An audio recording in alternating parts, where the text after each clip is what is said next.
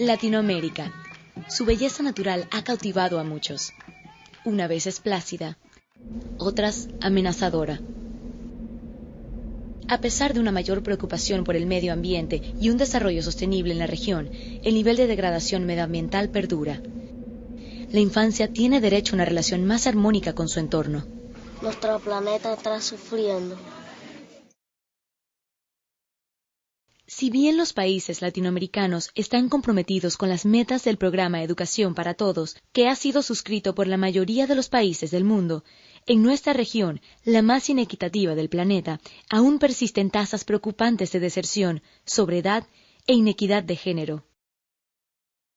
Estos problemas se agravan en situaciones de emergencia y desastres, en los casos que el sector educativo no está previamente preparado para afrontar estas situaciones, asegurar el derecho a la educación y contribuir a la reducción de riesgo a través de la educación ambiental en la escuela.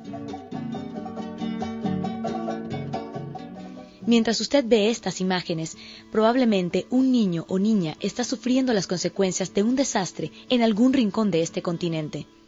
Una de las consecuencias será la interrupción de sus clases y se verá afectado su ciclo de aprendizaje. Los niños y niñas tienen derecho a estar preparados antes de que suceda un desastre, porque finalmente lo que puede garantizar su seguridad es conocer los riesgos a los cuales están expuestos.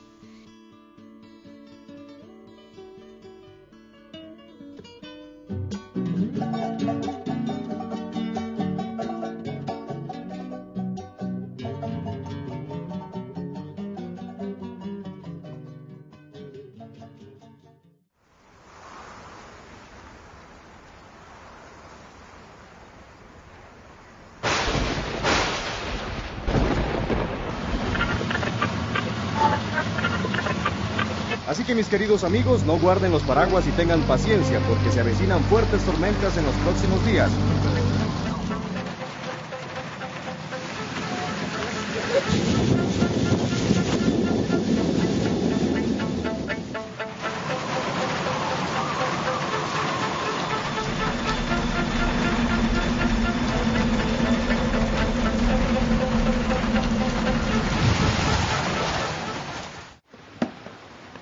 Los niños y niñas de Latinoamérica serán los principales afectados por emergencias y desastres si es que sus comunidades no se han preparado para proteger y atender sus necesidades.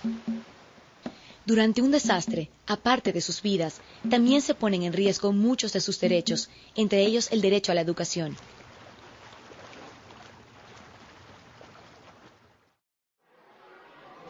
La escuela, su espacio habitual y cotidiano para el aprendizaje, protección y juego, es dañada directamente en estas situaciones y en ocasiones convertida en albergue y ocupada por la población damnificada que necesita alojamiento. El ciclo escolar es entonces interrumpido durante semanas, meses y en algunos casos incluso indefinidamente.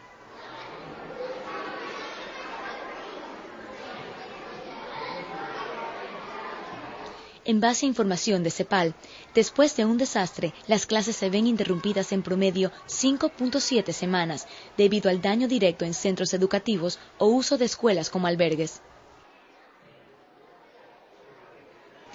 Uno de los factores que determina el daño de las instalaciones suele ser que el número de alojados en la escuela durante una emergencia exceda su capacidad real.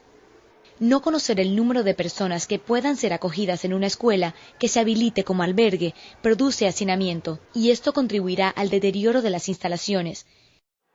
En las comunidades directamente afectadas por un desastre, no es realista continuar las clases como si nada hubiera pasado. En estos casos, los niños y niñas reciben asistencia educativa especial. El personal docente, muchas veces también afectado por el desastre, con el apoyo de voluntarios, realiza juegos y otras dinámicas con los escolares para que se vayan recuperando del choque emocional que les causó el desastre. Estas actividades les ayudan a retornar poco a poco a la cotidianeidad y la rutina. Los espacios para protección, educación y juego se han reducido para ellos. Ahora su escuela tiene que ser compartida con familias, a veces las suyas propias, y otros damnificados. Y el aula para aprendizaje debe trasladarse a los patios o espacios alternativos fuera de la escuela. Pero, ¿qué sucede cuando esta situación se prolonga por semanas e incluso por meses? En algunos casos extremos, las clases son suspendidas indefinidamente y los menores sufren una interrupción grave en su ciclo educativo. Y también en su nutrición, en aquellas escuelas donde existen programas de alimentación escolar. En estos casos, se pone de manifiesto la necesidad de que las escuelas y el sector educación en general integre un adecuado modelo de reducción del riesgo que comience por garantizar un pronto retorno a las actividades escolares, asegurando el derecho a la educación. Y ya yo quiero entrar al colegio para poder otra vez aprender. Pues yo no me traje ni un cuaderno ni para mirar ni para leer. Entonces allá mi mamá, como tiene mi hermano hartos cuadernos, ella me los dio para mí, para que yo lea, para que mire del mosquito, eso, todo eso. Y cuando ya me pregunten en el colegio de los exámenes. Y después ya... ¿Estás yendo al colegio? No, porque aquí es mi colegio. A la hora de una emergencia es importante ser realista. No hay muchas alternativas a corto plazo para la población que ha sufrido el impacto de un desastre. Las escuelas son las soluciones habituales. En ese sentido, lo que cabría hacer es adaptar las escuelas que ya existen y que están sirviendo como albergues para que el paso de esta población albergada pues no suponga un desastre mayor del que ya ha provocado el fenómeno natural, ¿no?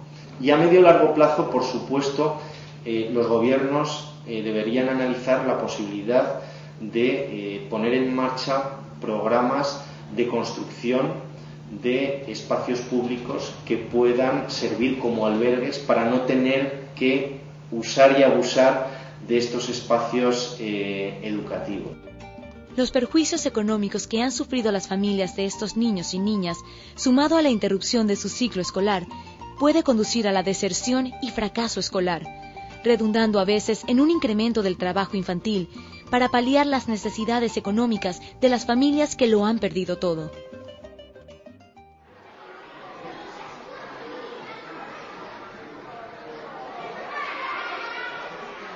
Sí, saber qué día iban a hacer nuestra escuela blog.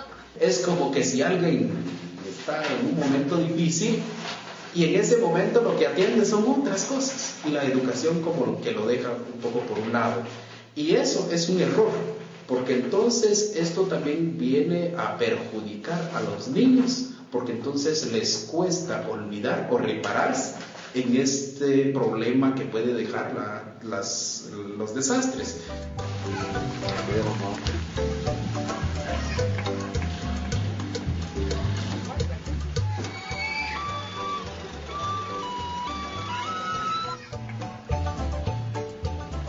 Porque, por ejemplo, ahorita las comunidades damnificadas, hasta estos momentos, están funcionando ya los centros educativos, pero en condiciones totalmente infrahumanas. Se está pensando en construir edificios escolares de aquí a unos 6 meses. Y el desastre pasó hace 2 años. Entonces, cosas así que nos está pasando, ya que hablar de reconstrucción por parte de las autoridades cuesta mucho que hagan los desembolsos. Ahorita con la reconstrucción estamos con las viviendas, estamos con otros proyectos de salones, de iglesia y todo eso, ¿verdad? El agua, ¿por qué no decirlo? Pero en cuanto a la educación, se dio ese gran problema que los niños acaban de empezar a estudiar. Los vecinos construyeron ahí unas galeras, dispusieron de unas galeras para poder desarrollar las actividades educativas.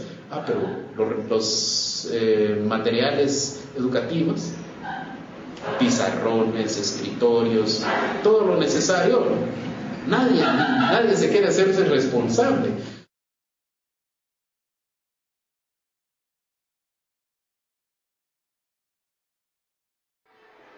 La mayoría de las escuelas que cuentan con un plan de emergencia escolar aseguran que los alumnos sepan cómo actuar en caso de desastre y conozcan las rutas de evacuación. Pero muy pocas de ellas consideran cómo asegurar el derecho a la educación en situaciones de emergencia, o cómo proteger su infraestructura, mobiliario y equipamiento en caso que sean afectadas por un desastre o usadas como refugios temporales. Un buen plan escolar de emergencia tiene que prever que eventualmente sus instalaciones servirán de albergue comunitario para los damnificados por un desastre y coordinar con las autoridades locales pertinentes. La comunidad escolar tiene que saberlo a priori para establecer medidas para afrontar estas situaciones y asegurar que las actividades educativas se retomen con relativa normalidad cuando se dé una emergencia. Si la prevención de desastres empieza en la escuela, éstas deben poder resistir y estar preparados frente a un desastre y asegurar el derecho a la educación de todo niño y niña en América Latina. El plan de emergencia escolar es una pieza clave para la articulación de una escuela segura. El primer paso es hacer participar en el plan a toda la comunidad educativa. No volvamos a la orilla del río, porque allí, amor mío, no estamos seguros. Varias veces la defensa civil nos sacó de allí para algún refugio. Y yo nunca escuché su ruego, dejar lo poco que tenemos, el rancho y la esperanza de estar mejor mañana, no. Pero una mañana, sin que lo esperara, el río traicionero. No vivas amigo, a orillas del río, para que no sufras lo que yo he sentido. No vivas amigo. Alguien vive cerca del río. Pero la seguridad en las escuelas va más allá de que sepan cómo actuar durante una emergencia. Que los niños, niñas y adolescentes comprendan y participen en actividades de reducción del riesgo de sus comunidades asegurará un menor impacto de los desastres en las próximas generaciones. Los niños y niñas de Latinoamérica serán los principales afectados por emergencias y desastres si es que sus comunidades no se han preparado para proteger y atender sus necesidades. ¿Y el río? ¿Quiénes se bañan en el río? Y llueve duro, se crece hasta arriba. ¿Y cómo hacen para venir para la escuela entonces? Si vamos a utilizar nuevos conceptos, vulnerabilidad, riesgo, gestión de riesgo, amenaza, desastre, emergencia, que ellos ya se vayan relacionando con los conceptos, que el docente utilice esta herramienta y que se apoye de juegos, actividades lúdicas que hacen más rica la metodología.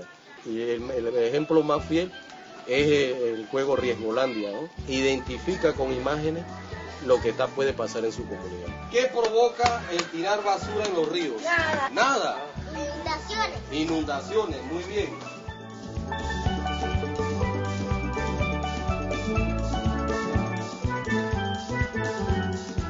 La gestión de riesgo en la formación de los docentes a nivel de todos nuestros países tiene que partir desde sus inicios como maestros, a nivel de las escuelas de formación de educadores en todos los países.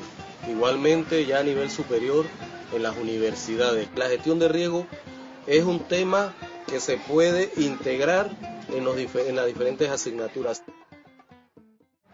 Es posible construir una escuela segura.